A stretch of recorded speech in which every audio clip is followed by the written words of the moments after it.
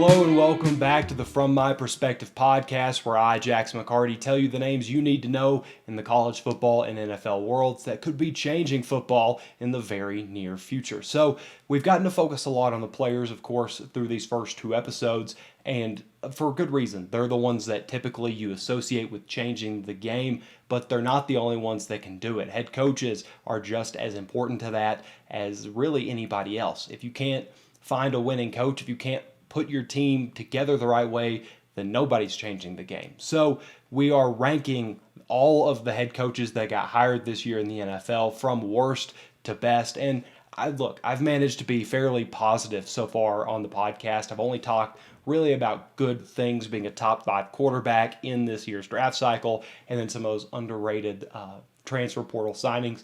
Today, we have to depart from that a little bit. And I consider myself a positive sports fan, definitely a positive football fan.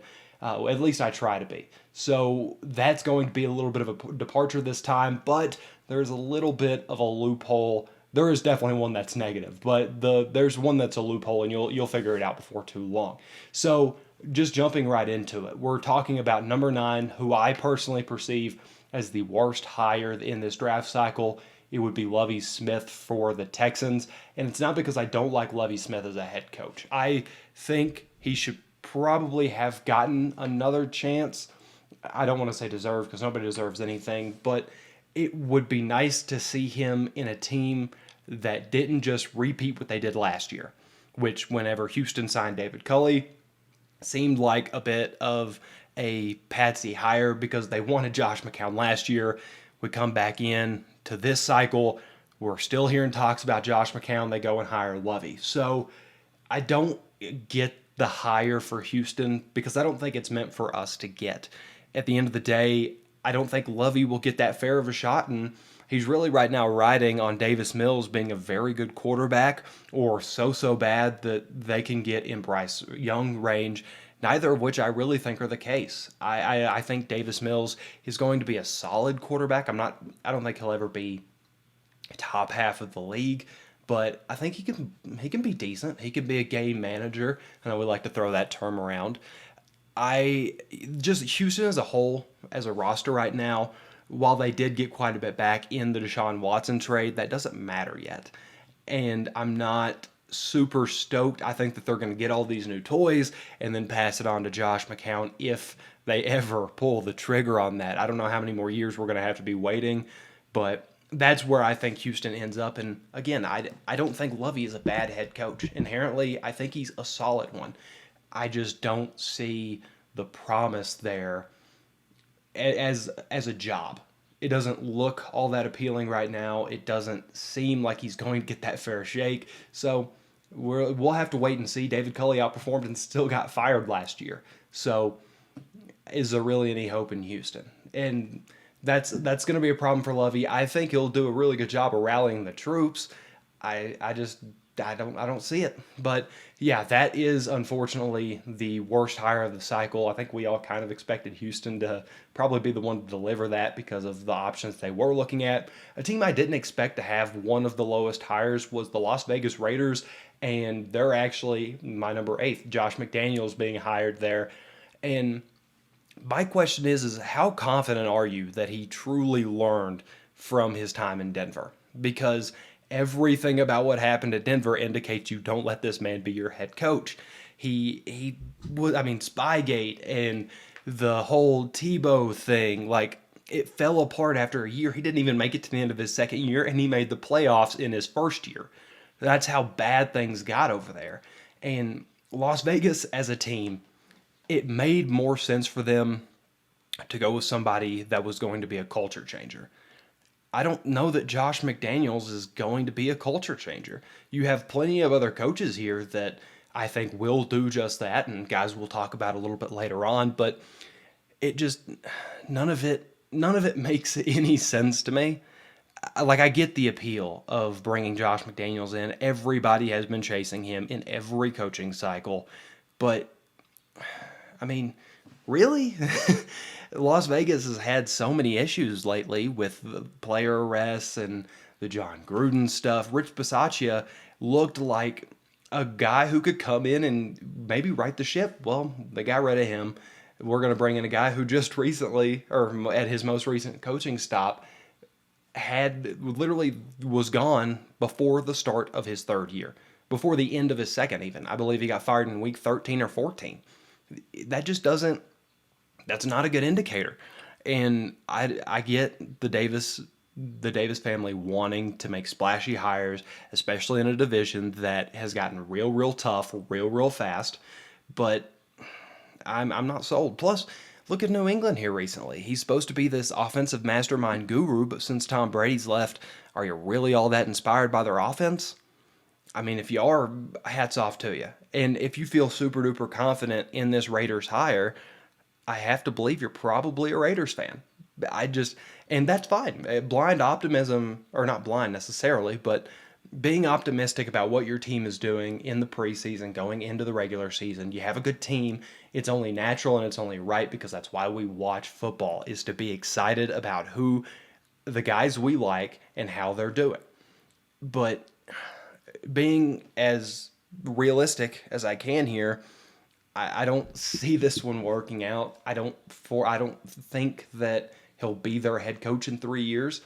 And even if he is, how much of what is currently going on in Las Vegas as far as the roster goes, will that still be around? I mean, it almost has to be because that means he was successful enough to stick around, but none of it, I'm just not on board with it. It doesn't make a whole lot of sense to me. So that one, while I would probably rate him the worst coaching hire, but the Raiders roster is far too good at this point to be lower than what Houston is doing. And there is also room for him to become a formidable head coach and stay their head coach down the line. It doesn't give me Urban Meyer vibes, because Urban Meyer last year, I think most people who watch college football could tell from a mile away that he was either going to win a Super Bowl or he was not going to be in the league after his first year concluded. And look where we ended up. And I'm not in. I'm not buying into it.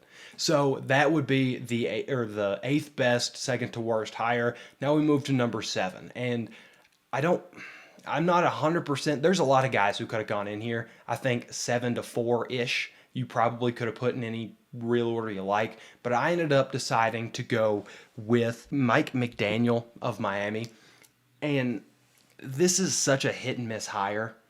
I'm not. I don't even know how to say it. The whole offseason has been about him being a bit of a quirky guy, we'll say. I don't know that the Miami locker room is going to react well to that. We haven't seen them really deal with that. Brian Flores was a pretty cut and dry fella, and Mike McDaniels is not. And it's going to be a super big adjustment, especially for Tyreek Hill and some of these incoming guys who just got paid a lot of money to be a part of this organization. And while I think Mike McDaniel is a very, very smart guy, a lot of what matters here is the culture you can build in the locker room.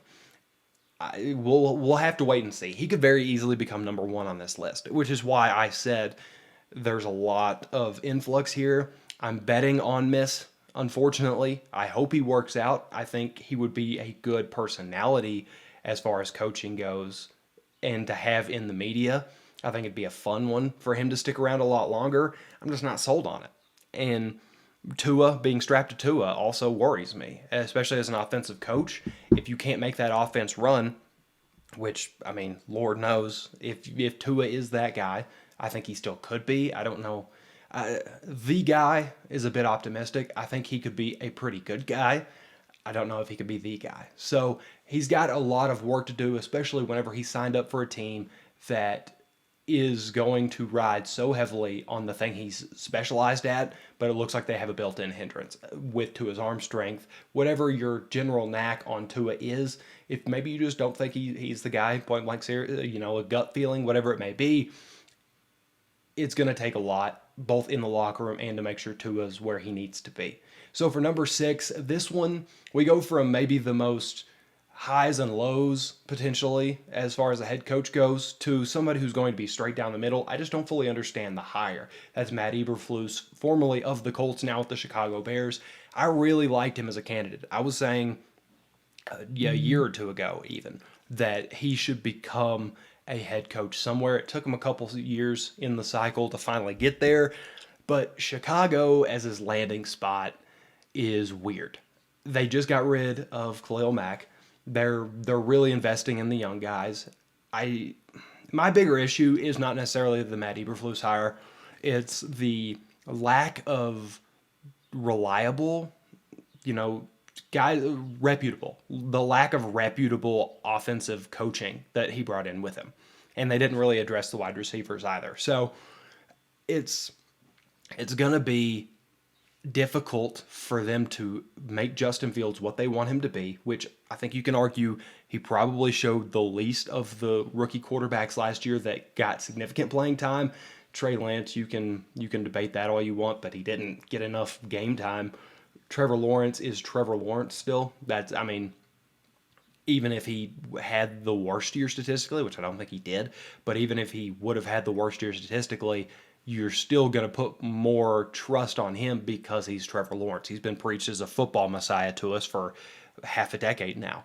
And Justin Fields, while we have seen a lot of optimism around him, I mean, he was ranked just below Trevor coming out of that recruitment class. It's not like he hasn't had tons of knocks on him throughout college. He's an Ohio State quarterback that naturally comes with a lot of baggage, but you look at what happened last year. They put him in some rough situations. Didn't quite look like the 12th overall pick. And if he fails, what do you do? Do you go back to the drawing board again? Because now this head coach isn't committed to him, and you don't have a lot of offensive coaching around him to make sure that that's not the case next year. And do you blame the weapons? Do you like where do fingers point? Naturally, I think fingers are going to go a lot of places as far as who's to blame. And Matt Eberflus might have picked the wrong landing spot here. I would have even preferred him in Houston. And that's not saying Houston has a better roster. I think they're somewhat comparable, but I'm not in. I'm not in on I'm in on the hire. I'm not in on the location, and so that's going to be my big thing for him. If he does get comfortable and he gets to build what he's looking to build, I think it'll be fine for them. I don't know that he's going to be a Super Bowl winning head coach, but I think he can be a pretty solid one. Something down the middle. If he has a great roster, then yeah, you can get there probably. But I'm tentative on where he landed. So that is that one. We're going to move on yet again, and we're getting into that top half of coaches. So the next one is Saints hiring Dennis Allen. And this, I mean, it's almost perfect that this one is number 5 because it is the most right down the middle hiring. And I know I was just saying Eberflus is a pretty steady hand. Dennis Allen, I mean, you just hired the guy from within because your old coach retired. It's Dennis Allen's been there for a while now. He knows how to run the ship, but is he going to be Sean Payton? No.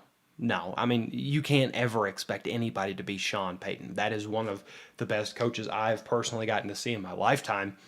But Dennis Allen, I mean, I think the players respect him. I don't think that he's going to be, walked all over. I just don't think you have the brain trust that you did right before where you had a lot of these great ideas coming out. Dennis Allen has been a head coach, didn't really work out for him previously. And the hire as a whole feels like you're trying to remain the same, but instead of, what happens, or, instead of it being a Super Bowl team, a coach retires, this guy steps in, well, now you're not a Super Bowl team. You're a good team statistically, and over the past few years, as far as longevity goes, you've been a good team, but you're not a Super Bowl team. So what are you really hoping to hold consistency for? Overall, I don't see this one being all that great. Maybe I'm wrong. Maybe Jameis Winston comes back and is just a freak of nature. We know he was playing great before the injury. Michael Thomas should be back at some point. They just got Chris Olave. The defense looks solid again. They've got pieces.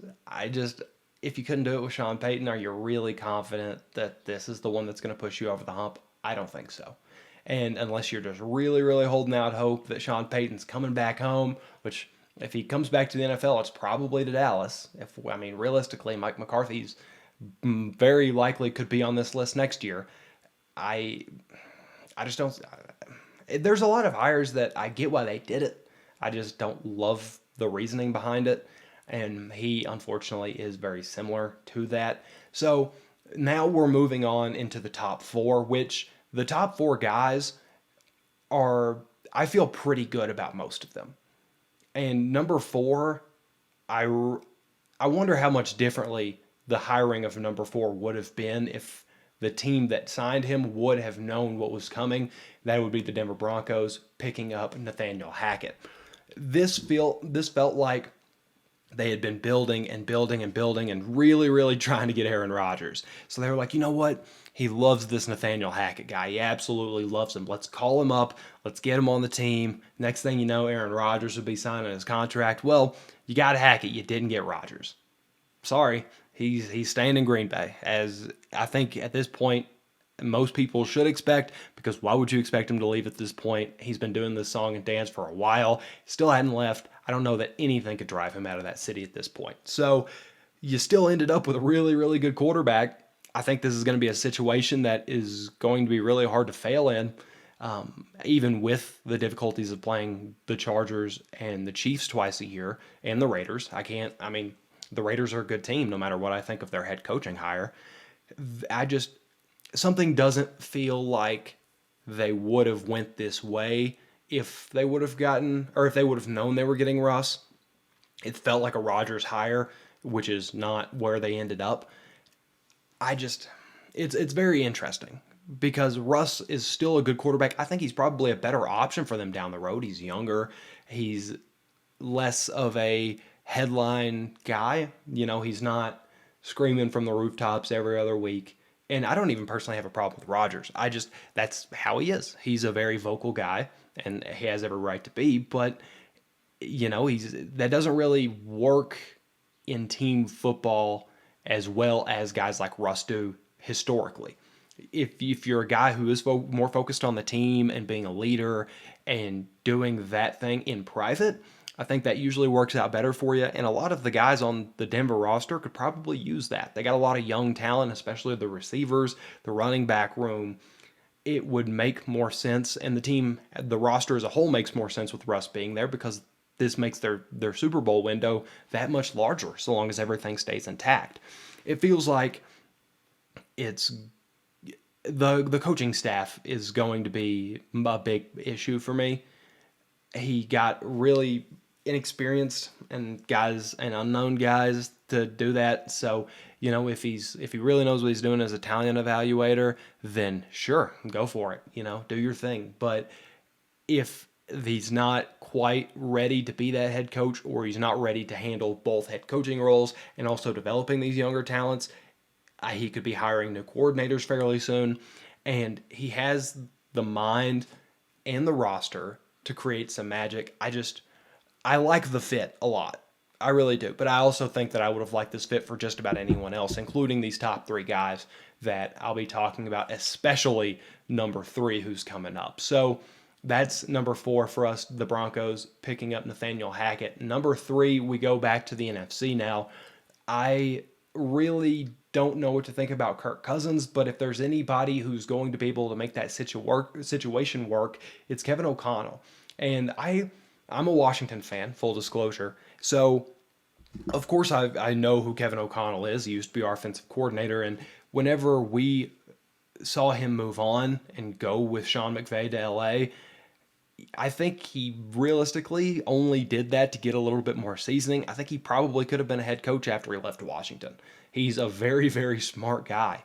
And now he's picked up that extra seasoning that I mentioned with Sean McVay. Always a good thing. Sean McVay is already, or I guess if you want to call it the Jay Gruden coaching tree, it's already becoming quite extensive. So, going underneath a head coach who is young, who is in many ways a revolutionary himself. Look at how many young offensive-minded head coaches have been hired out from underneath him because of how good he's been. You go learn from a guy like that, you're going to learn a thing or two. And The one thing I really liked about Minnesota, and like I mentioned, I don't know what happens with Kirk. You don't have to know what happens with Kirk right now because you got a lot of freedom after next year. You can keep it moving if you really want to, and not a problem. Now we're looking at, I don't think Kellen Mond's going to get that shot, but if you finish as a top 10 team, now you're looking at CJ Stroud or Tyler Van Dyke or Will Levis or whoever's still sitting around the board at that point in time.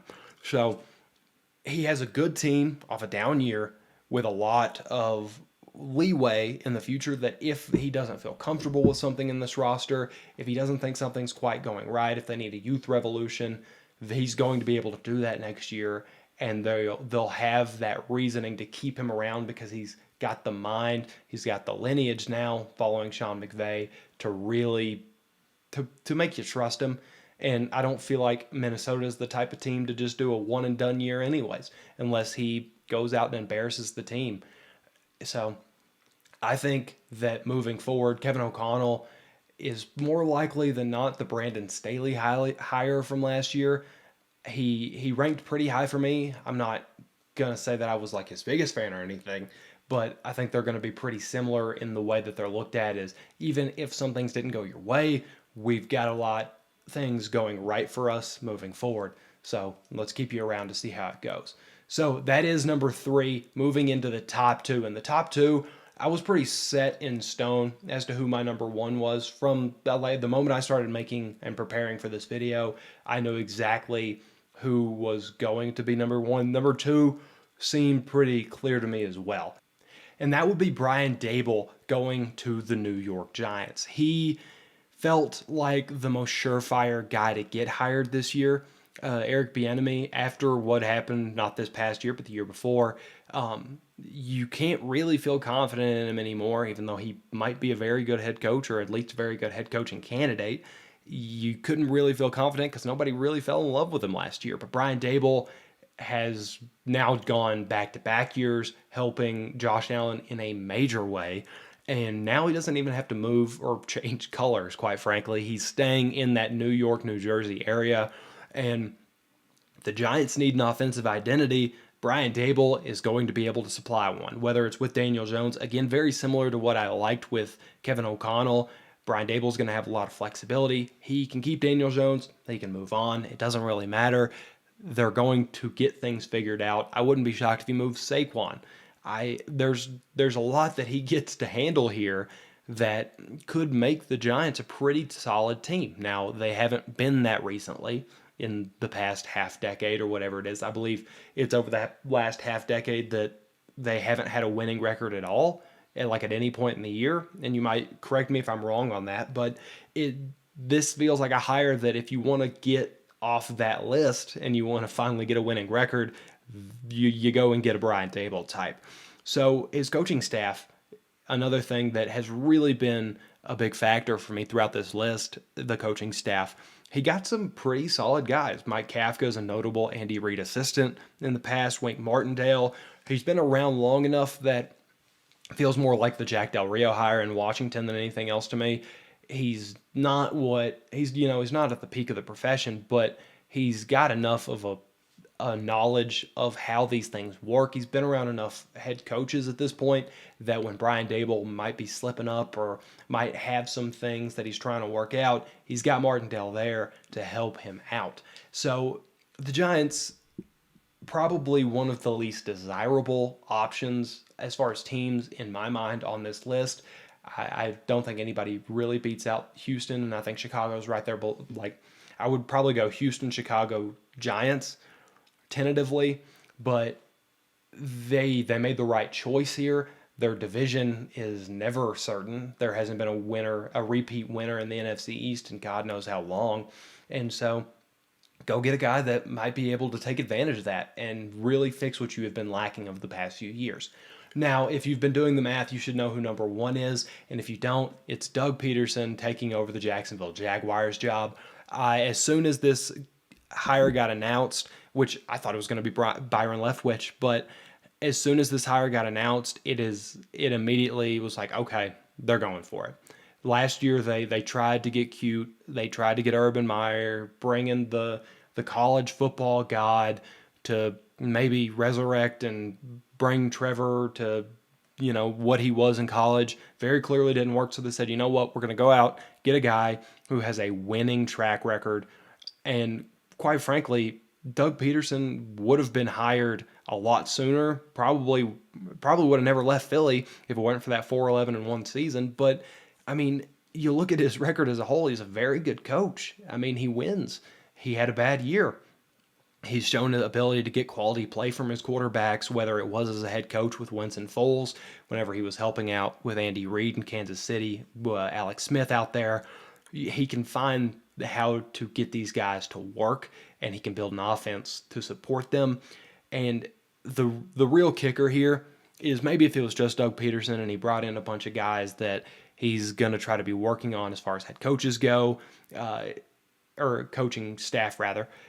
He didn't do that. He brought in a really talented staff. He brought in Mike McCoy to be his quarterbacks coach. He brought in Jim Bob Cooter to be his passing games coach.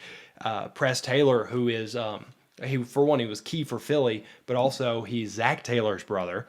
So you've got some natural. It's kind of surprising that he's not with Zach Taylor, which I find strange. But hey, go to Jacksonville. Maybe make Trevor Lawrence have a Burrow type year, and you'll be just where your brother is. You'll be Jim and John Harbaugh. And I think another sign of just how good this hire was is how quickly the front office invested into the idea. I mean, look at how much money they just spent. I know Christian Kirk getting 20-something odd $1 million a year is a bit of a laughing stock right now, but they didn't hesitate to identify the guys they liked and go out and get them. So that in and of itself is a very high signal for me. I know you can't buy wins, you can't buy championships, but if you're going to kit out a roster to make it fit or suitable rather for a quarterback that you need to work and everybody thinks will work, you went out and you did it. You made the roster. Now you just got to put it on the field.